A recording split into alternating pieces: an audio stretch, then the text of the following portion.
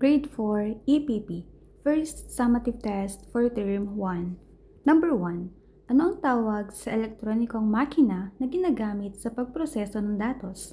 A. Printer, B. Computer, C. Scanner, D. Speaker. Ang tamang sagot ay letter B. Computer. Number 2. Alin sa mga sumusunod ang halimbawa ng computing device? A. Laptop, B. Walis, C. Kwaderno, D. Lapis. Ang tamang sagot ay letter A. Laptop.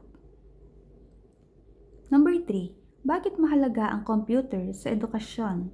A. Nakatutulong ito sa paghahanap at paggawa ng impormasyon. B. Pampalit ito sa lahat ng guro.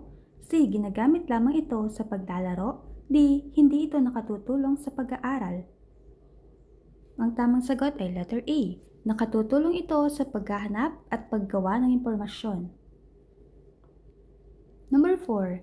Aling bahagi ang itinuturing na utak ng computer? A. Monitor, B. CPU, C. Mouse, D. Printer. Ang tamang sagot ay letter B. CPU. Number 5. Aling input device ang ginagamit sa pag-type ng letra at numero? A. Keyboard, B. Monitor, C. Speaker, D. Printer. Ang tamang sagot ay letter A. Keyboard. Number 6. Ano ang tawag sa device na kumokontrol sa galaw ng on-screen pointer? A. Scanner, B. Mouse, C. Projector, D. Microphone. Ang tamang sagot ay letter B. Mouse. Number 7. Ano ang tawag sa proseso ng pagpapatakbo ng computer mula sa pagkaka-off?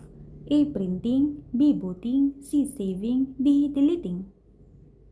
Ang tamang sagot ay letter B. Booting.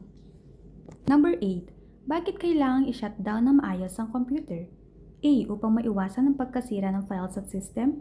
B. Upang bumilis ang internet palagi. C. Upang mapalitan ang kulay ng monitor. D. Upang mawala ang lahat ng programa.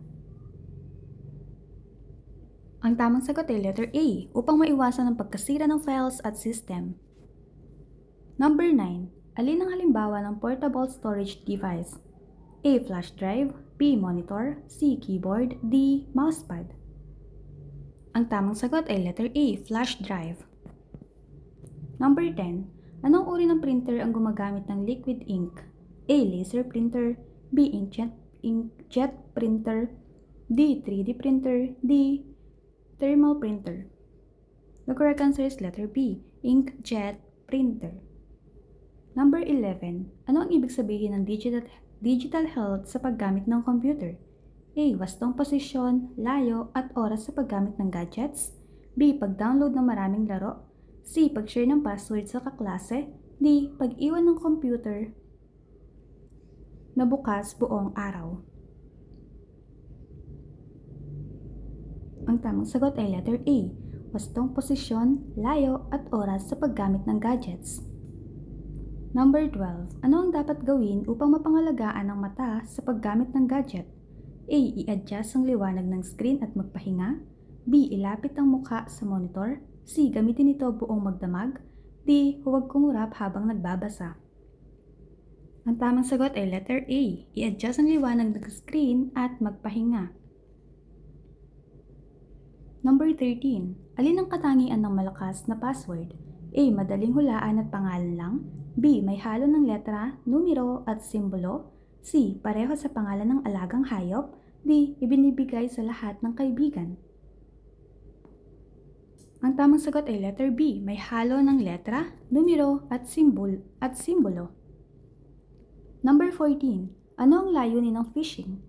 A. Linlangin ng tao upang makuha ang personal na impormasyon. B. Magprint ng dokumento. C. Maglinis ng keyboard. D. Mag-ayos ng upuan. Ang tamang sagot ay letter A. Linlangin ng tao upang makuha ang personal na impormasyon. Number 15. Ano ang tawag sa mapanirang software na maaaring makasira ng computer? A. Malware, B. Ribbon, C. Margin, D. Alignment. Ang tamang sagot ay letter A. Malware. Number 16. Ano ang dapat gawin kapag nakaranas ng cyberbullying? A. Sabihin agad sa magulang, guro o nakatatanda. B. Gumanti sa mas masakit na salita. C. Itago ito at huwag magsabi kahit kanino. D. Ibigay ang password sa nambubuli. Ang tamang sagot ay letter A. Sabihin agad sa magulang, guro o nakatatanda. Number 17. Ano ang tawag sa software na ginagamit sa paggawa at pag-edit ng dokumento? A. Word processing software. B. Antivirus software. C. Video game. Or D. Calculator. Ang tamang sagot ay letter A. Word processing software. Number 18. Saang bahagi ng MS Word makikita ang maraming command tulad ng font, alignment, at save options? A. Ribbon. B. Speaker. C. System unit. Or D. Mousepad. Ang tamang sagot ay letter A. Ribbon. Number 19. Ano ang tawag sa espasyo sa paligid ng pahina ng dokumento? A. Margin. B. Printer. C. Cursor. D. Folder. Ang tamang sagot ay letter A. Margin. For the last number, number 20, aling alignment ang ginagamit upang ilagay ang pamagat sa gitna?